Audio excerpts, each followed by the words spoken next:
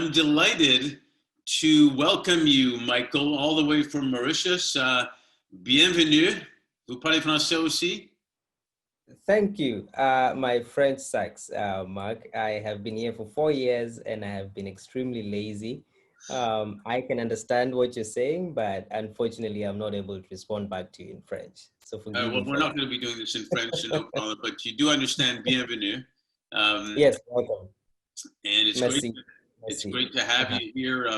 As I mentioned, our my partner and your other good friend Ed Martin sends a big hug and hello to you. Oh, thank you. Hi to Ed back.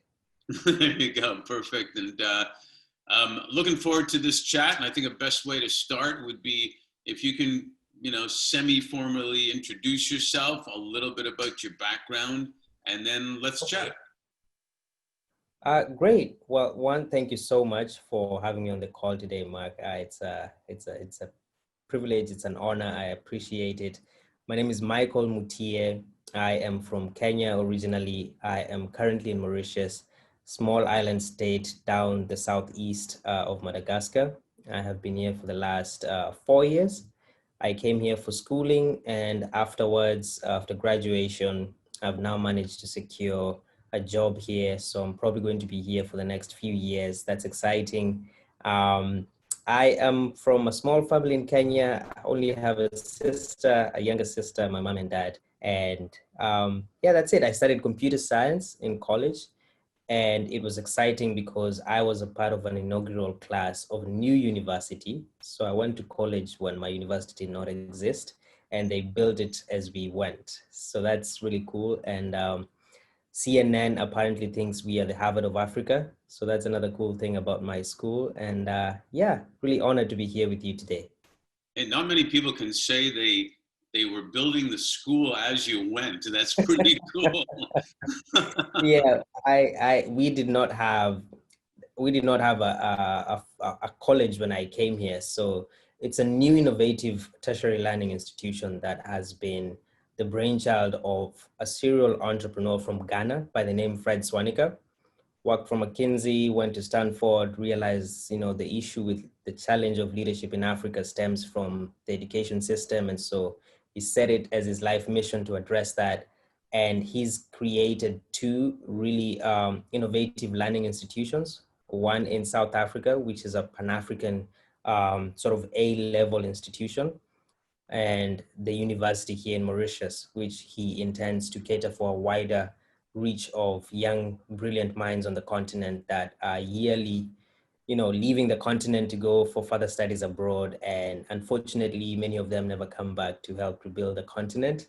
And so his idea is to create an institution that can trap this brain talent. And instead of them going out there in search for this quality education, he can provide it within the context of the continent.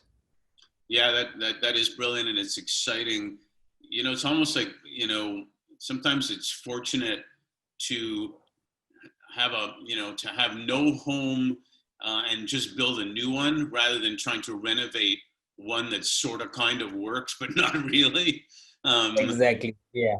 So it's kind of cool to hear that you were able to, create that, from ground up, if you will, and really start something big. So I want to ask you a little bit. Everybody always talks about what their why is, which I really believe everyone needs to have a why. But in addition to that, I'm going to ask you also, why do you do what you do? That is a loaded question, and it begs for me to really dig deep inside myself. But I like it. Why do I do what I do?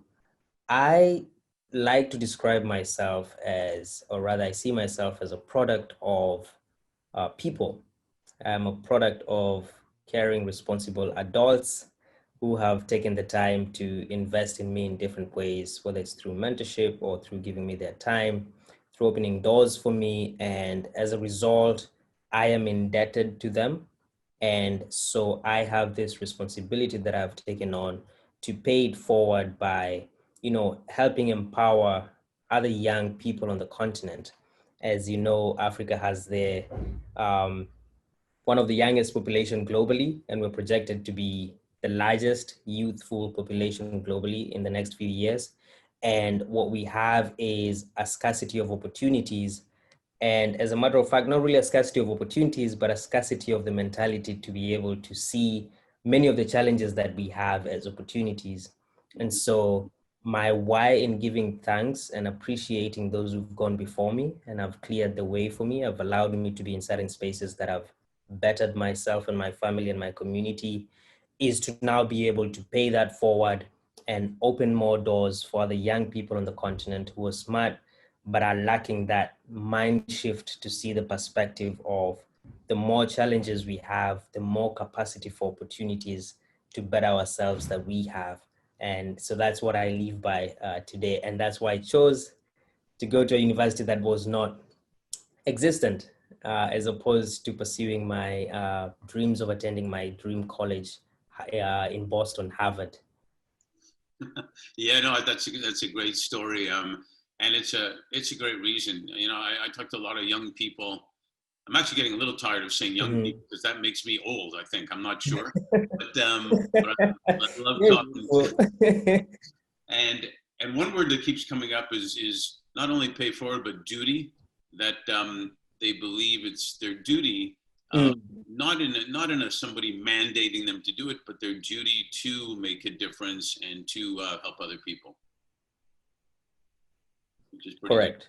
Let me ask you, it's taken decades for corporate leaders to finally recognize that, you know, getting engaged with social impact, environmental impact is actually good for business and good for community and good for attracting and giving opportunity to people, young people included. So you've come from a super humble background, as you would describe as small village, humble beginnings, and yet you were able to create high goals and dreams somehow, some ways. Some people would even say that they really were dreams, that you couldn't do what you do.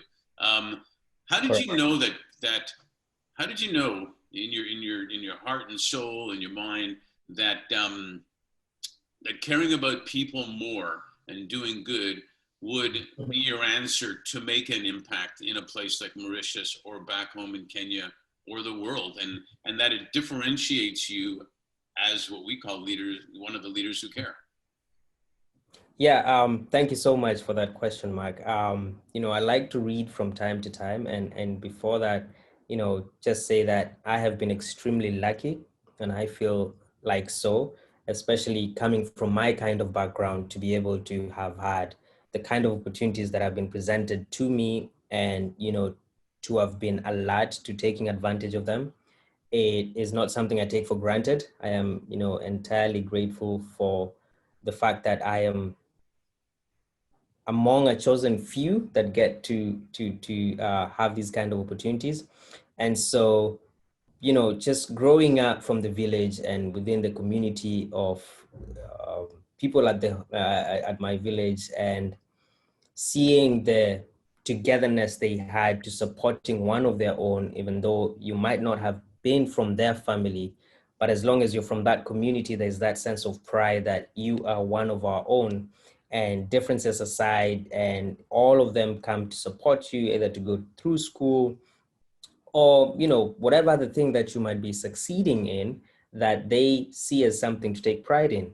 And so growing up now, moving to the city and going to school and engaging with different kinds of people from different backgrounds, different tribes, it got challenging for me to detect that sense of community. And so I had to really dig deep and remind myself constantly that, you know, where I come from and how people do things, and hold that with me all the way. So I started meeting mentors who started opening doors for me. And in doing so, I saw how by selfishly giving themselves to me and allowing me to spaces that they've invited me to, they got the satisfaction of they're growing someone, and I got, you know, the advantage of I am growing. And so that taught me that the more you do more for people, the more happens for you. You know, you get that satisfaction. And I think that's what most human beings do not get from many of the things we try to do, whether it's getting more for ourselves, you never really get satisfied. And so sharing has proven to be one way to make me a satisfied and whole human being, regardless of the circumstances that I find myself in this journey of life. Yeah, that's brilliant. You know, I grew up in Montreal, and when I was a little kid, I used to take walks to the park with my grandfather, who was from Kiev in Russia at the time, and okay.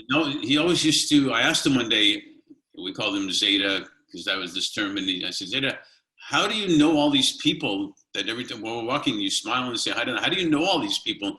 He says, I don't know most of them. It's just that when I smile, they smile back. And then then they even talk to me, and then we become friends. And it just, it's like watering the plant type of deal. It grows. So that's right. You know, with respect to that, my grandparents would always say, you know, as long as you have your health, that's the most important thing. And it wasn't a brand or a slogan. It's because everything they grew up from, health really was the most important thing. And so I want to ask you, with respect to that and what's going on in the world, we have COVID going on. We have technologies changing like crazy. We have racial, you know, finally the tipping point, maybe not, you know, everything together, but racial injustice, social justice, all this is important. This kind of seems to be, and I want to get your perspective from where you are, an awakening, and maybe it's because we have more time to think, but an awakening of what's really important and what our values are. How do you see the future in terms of awareness of the youth in Africa, and the world for that matter, their awareness of the future with respect to work, with respect to in your community, et cetera, et cetera? Another loaded question. Thank you. No, we're not here to ask easy ones, you know. I appreciate that. Which means I have to be sincere and truthful in my answers. So that's really good. You know, we've seen something like we've never seen before, especially for me and my generation. You know, I think this is the first global pandemic that we are living through.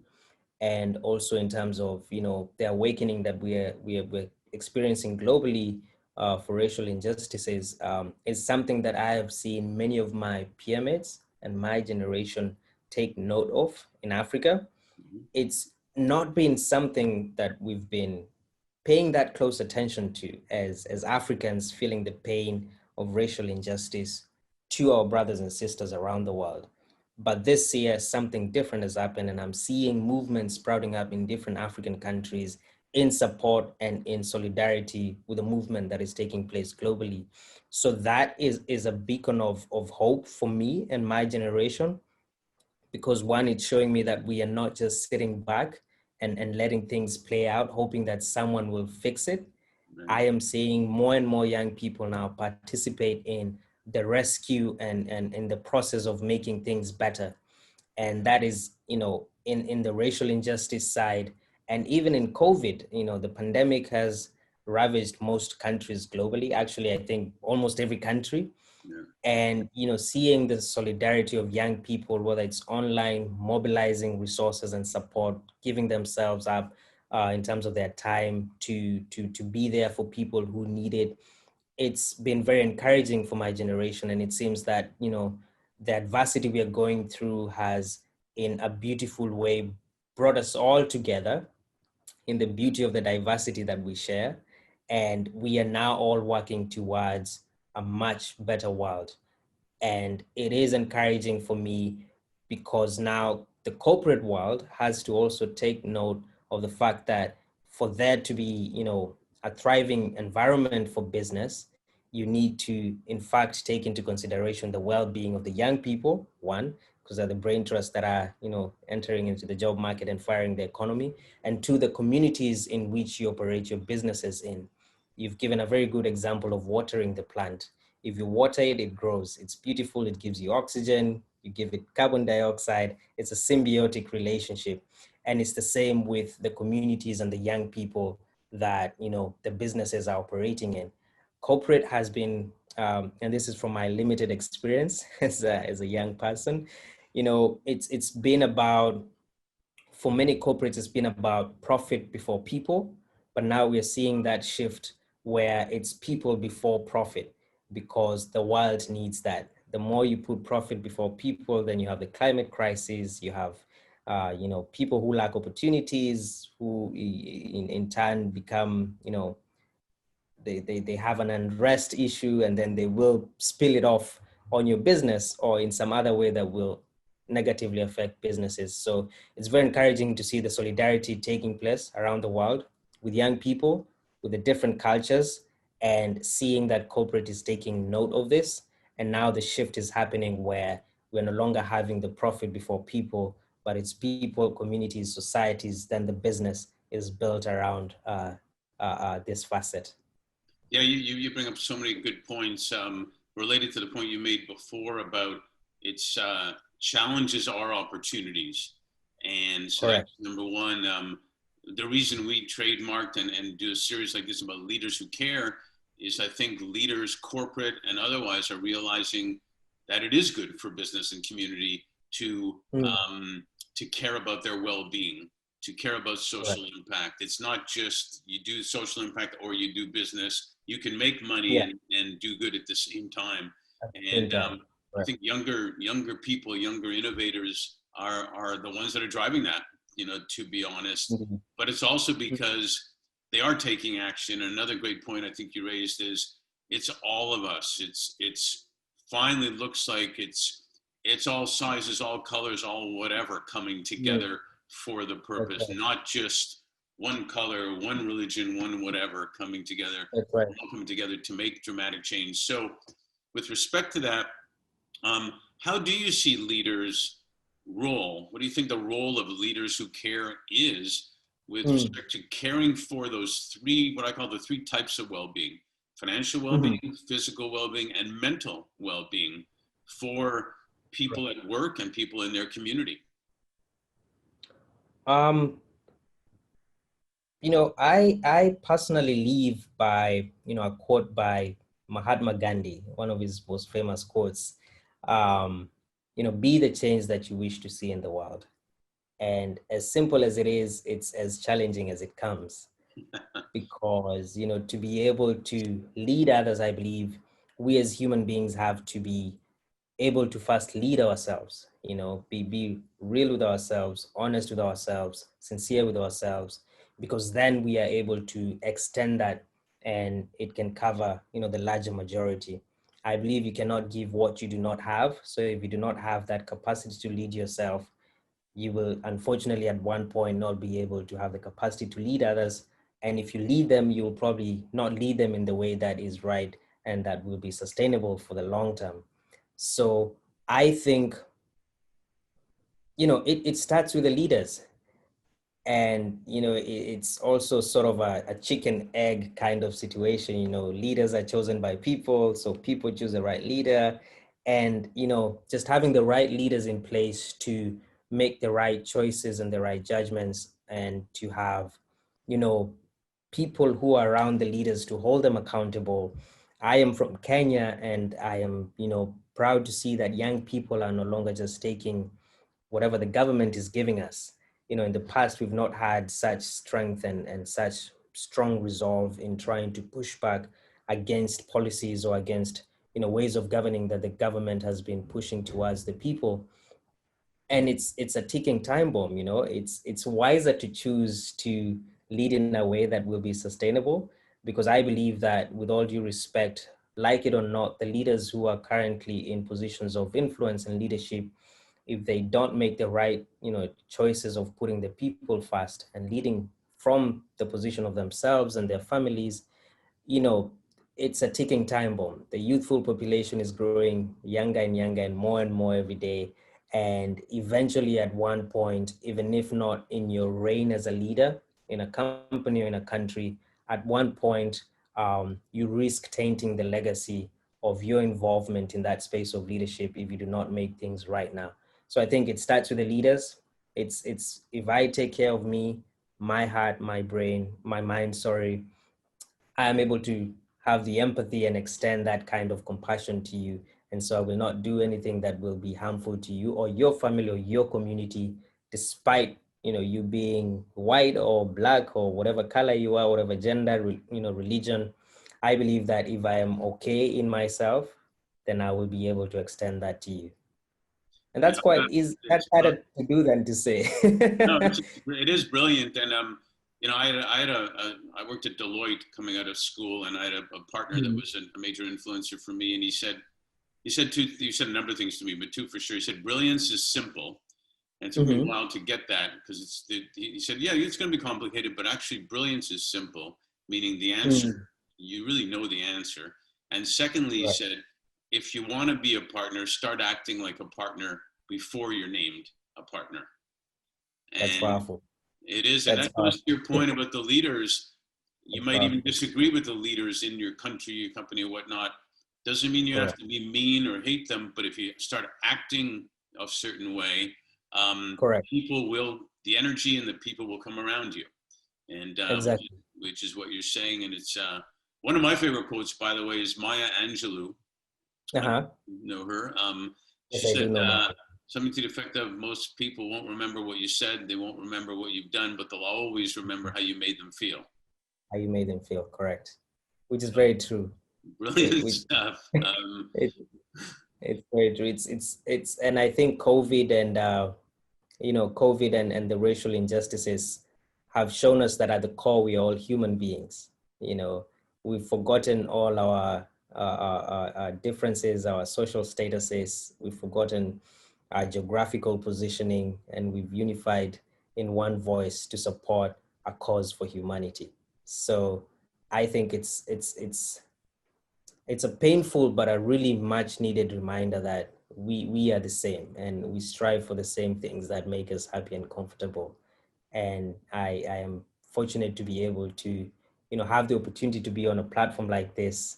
I have watched previous speakers. I love the panels you've had in the past, really amazing leaders. And it's just such an honor to be listening from you and listening from them. So thank you so much for creating such a platform. No, thank you for being one of the young leaders who care. And we expect you to keep it up, man. I will do my best to keep it up. With champions like yourself, I have no other ways to go about it. All right, we're in the same community, so we'll get it done. Excellent. Thank you so much, Mark.